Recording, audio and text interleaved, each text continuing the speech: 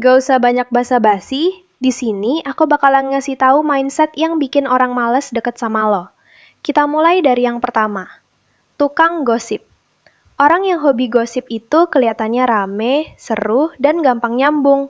Tapi anehnya, jarang banget ada yang benar-benar deket sama dia. Kenapa? Karena gosip itu bikin orang waspada.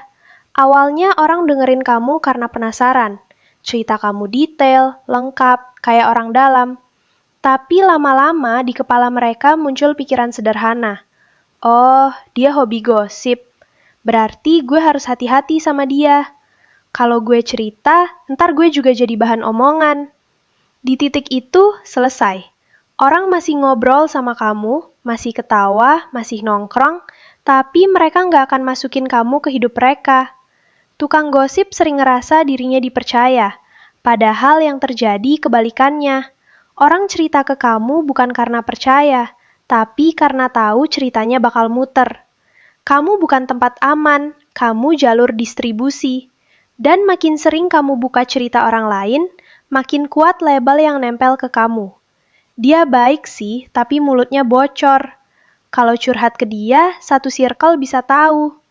Makanya orang dewasa paham satu hal. Orang yang nggak bisa jaga cerita orang lain, nggak akan bisa jaga cerita kita juga. Kedua, merasa paling benar. Mindset ini paling kelihatan pas ada masalah atau tugas. Begitu ada problem, kamu langsung muncul dengan kalimat, "Udah, ikutin cara gue aja. Gue udah pernah, ini paling benar. Ngapain ribet, ini paling aman." Kedengarannya tegas, percaya diri, seolah-olah solusi lain gak ada. Masalahnya, cara yang kamu anggap paling benar itu cuma cocok buat kamu, bukan buat semua orang. Tapi itu nggak kamu pertimbangkan. Kondisi orang lain, kemampuan orang lain, waktu orang lain, semua diabaikan.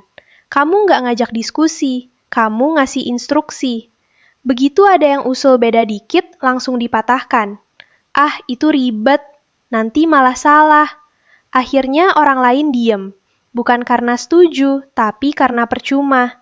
Dan dari sini muncul cap, sok tahu, ngerasa paling pinter.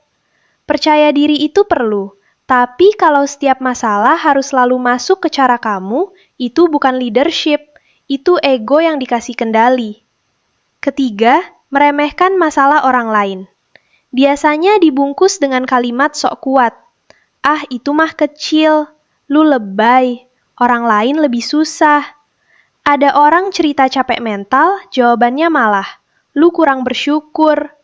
Masalah itu bukan lomba siapa paling menderita. Yang kuat buat kamu belum tentu kuat buat orang lain. Dan yang kecil buat kamu bisa jadi berat banget buat dia. Begitu kamu meremehkan cerita orang, yang mereka tangkap cuma satu. Gue nggak aman cerita ke dia. Dan orang yang nggak ngerasa aman nggak akan drama. Mereka cuma berhenti cerita, jaga jarak, lalu pelan-pelan hilang. Meremehkan masalah orang lain itu bukan tanda kuat, itu tanda nggak punya empati. Dan hubungan tanpa empati, cepat atau lambat, pasti retak. Keempat, pengen selalu diperhatiin tapi nggak mau merhatiin. Kalau kamu cerita, panjang, detail, pengen didengerin penuh. Tapi giliran orang lain cerita, respon kamu pendek-pendek. Iya, oh, sambil main HP, sambil buka notifikasi, atau malah balik ke cerita kamu lagi.